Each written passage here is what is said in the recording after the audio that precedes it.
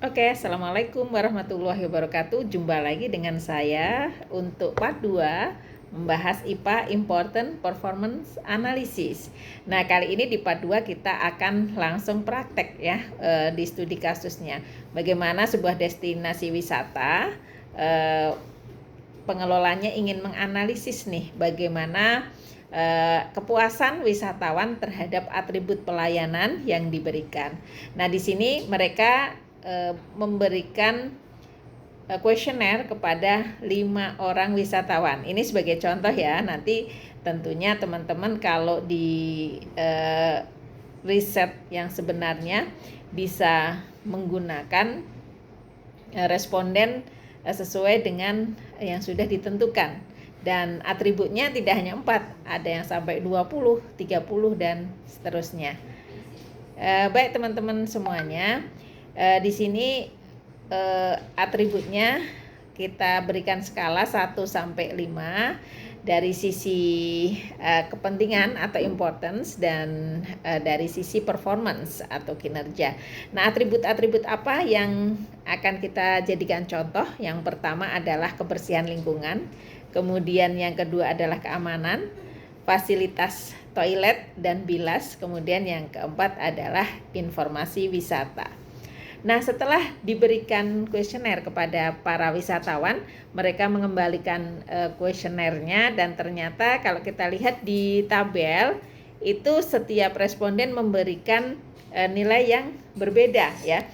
Misalnya untuk responden yang pertama, kebersihan itu mereka menilai 5 ya. Sedangkan di performance-nya itu 4. Berarti kan ada kesenjangan nih. Pertama adalah kepentingannya harusnya penting banget nih untuk kebersihan 5 dia nyampaikan, tapi yang dia rasakan itu hanya 4. Nah, kemudian yang kedua misalnya keamanan. Keamanan dia di sini importantnya adalah 4 dan ternyata performanya juga 4. Berarti sama nih antara kepentingannya, ekspektasinya dengan yang dirasakan. Yang ketiga, toilet misalnya. Untuk responden pertama menyampaikan importantnya adalah 5. Jadi sangat-sangat penting, tapi ternyata performanya hanya 3. Berarti nggak layak gitu ya untuk toiletnya. Oke, untuk informasi ya, untuk informasi ini ternyata lebih dari yang dia harapkan, bahwa dia menyatakan informasi itu cukuplah sedang-sedang aja 3, tapi ternyata informasinya lebih dari yang dia harapkan, performanya jadi 4.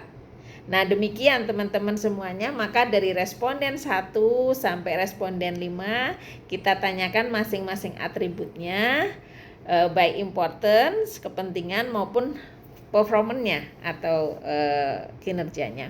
Nah, setelah itu nanti langkah pertama setelah kita taruh semua di dalam sheet, kemudian kita hitung rata-ratanya ya.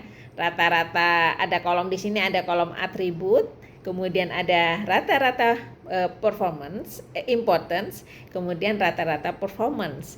Dari semua responden itu angkanya berapa, kita bagi dengan jumlah responden, yaitu 5 tadi ya. Nah, ternyata dari semua perhitungan atribut, baik mulai dari kebersihan, keamanan, toilet, dan bilas, kemudian informasi wisata,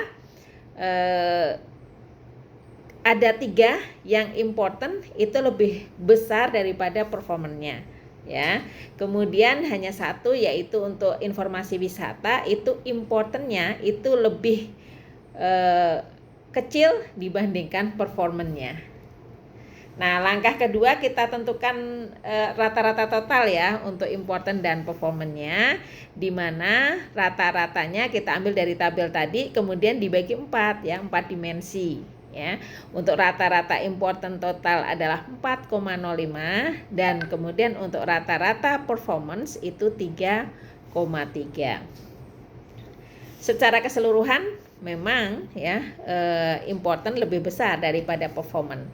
Tapi kemudian di langkah 3 kita akan memplot kuadran IPA-nya, di mana kita tentukan dulu ya rata-rata total tadi yang sudah kita hitung di tabel sebelumnya itu adalah I-nya 4,05 dan P-nya 3,3. Nah, setelah kita tentukan titik tengahnya, baru kita menentukan nih atribut kebersihan, keamanan, toilet dan bilas serta informasi wisata itu berada di kuadran berapa sesuai dengan pertemuan pertama kemarin yang Ibu sampaikan. Dan ternyata ada 2 atribut yang berada di kuadran 2, yaitu kebersihan dan keamanan yang menunjukkan penting dan berkinerja baik. Tentunya ini akan harusnya dilanjutkan gitu ya programnya. Yang